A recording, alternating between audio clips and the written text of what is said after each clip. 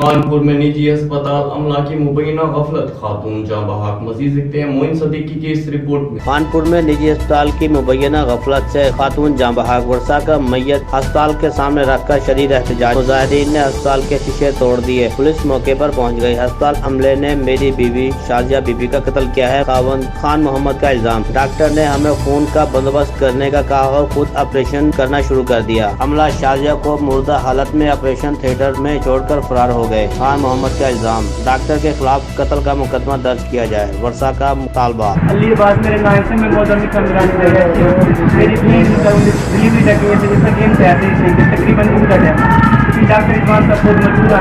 उन्हें सारे बैठक चेक की वगैरह ठीक है। हेमोग्लोबिन में ब्लड की तरह उतना बल्ला इंतजाम उतना बल्ला इंतजाम के बाद ऑपरेशन थिएटर के 2 घंटे दे डिलीवरी है।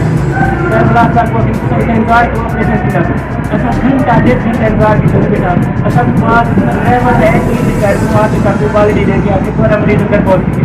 ऐसा मन तरीके से पूरा जन्म कर ऑपरेशन थिएटर सारा खून में भरा गया। बाहर तक डॉक्टर पास मार करते खून लगा बाहर गली तक खून है। पता नहीं क्या किया अब फिर ने सारे ने क्या दी ऐसा ज्यादा हुकाम को जैसा नहीं कतल किया था। मोइन सदीकी, राज न्यूज़, कानपुर।